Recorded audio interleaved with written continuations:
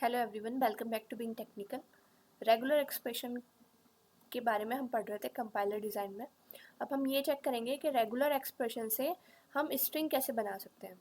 Suppose ये regular expression है r equals to A B asterisk B.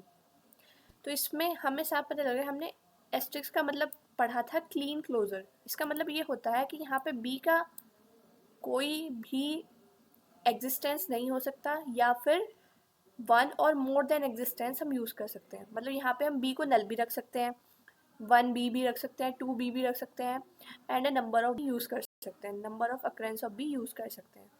तो सबसे पहले स्ट्रिंग, अगर मैं यहाँ पे b को नल रखूँ, ठीक है, तो सबसे पहली स्ट्रिंग क्या बनेगी? सबसे पहली स्ट्रिंग आपकी बनेगी ए बी, राइट। अगर हम यहाँ पे b के अक्रेंस को बढ़ाते चले जाएं, ठीक है, तो आपका जो स्ट्रिंग बनेगी वो क्या होगी? ए बी बी, ठीक है। और अगर हम यहाँ पे 2b का यूज़ करें तो ये हो जाएगी a double B and last में b तो आना ही आना है, ठीक है। अब जैसे यहाँ पे एग्जांपल देखते हैं, हमें एक ऐसी रेगुलर एक्सप्रेशन को बनाना है जिसमें write a regular expression for the language starting with A से तो स्टार्ट हो but not having consecutive B. Consecutive B का मतलब ये है कि एक के बाद डायरेक्ट दूसरा बी नहीं आना चाहिए, ठीक है। मतलब दो बी एक साथ नहीं आ सकते किसी भी कंडीशन में, बीच में या तो ए आएगा, ठीक है, या फिर उसके बाद कुछ आए ही ना, इस तरीके से।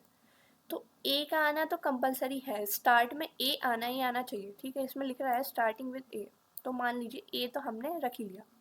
अब ये हो सकता है कि एक भी बी ना हो, दूसरी चीज़ ये हो सकती है कि एक बी का यूज़ करें हम, ठीक है। फिर ये भी हो सकता है कि हम नंबर ऑफ ए यूज़ करें, ठीक है, क्योंकि कंजिक्यूटिव बी नहीं आना चाहिए। मतलब सिंगल बी आ सकता है, ठीक है, रेगुलर अकरेंस ऑफ बी नहीं आना चाहिए, और ए से स्टार्ट होना चाहिए, ठीक है।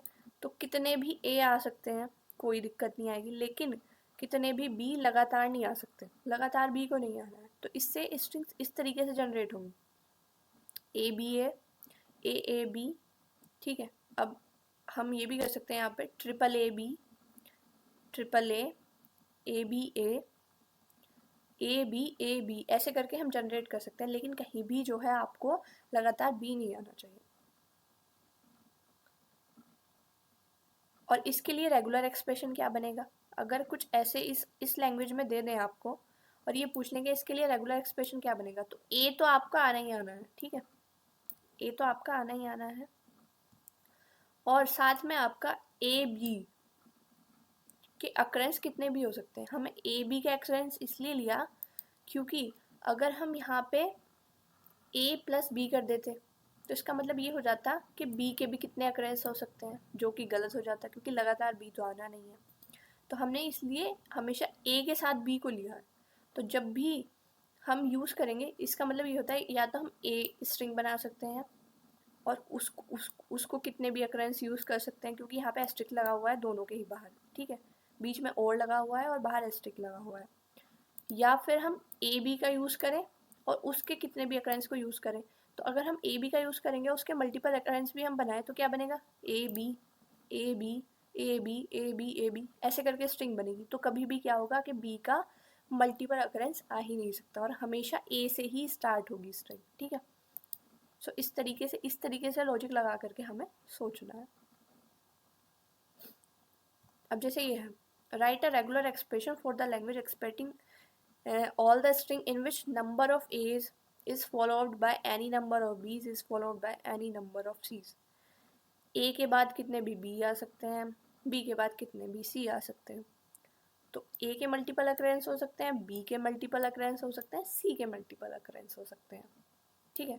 तो इस तरीके के क्वेश्चन हमारे आ सकते हैं एग्ज़ाम में, चाहे वो गेट का एग्ज़ाम हो, यूपीपीएससी टेक्निकल लेक्चरर का एग्ज़ाम हो, ठीक है। तो या हमारा AKTU का एग्ज़ाम हो बीटेक CS वालों के लिए, तो कंपाइलर डिज़ाइन अगर आप पढ़ रहे हैं तो ये क्वेश्चन बहुत इंपॉर्टेंट है, ये क्वेश्चन ज़रूर आते हैं, ठीक है। Thank you, thanks for watching.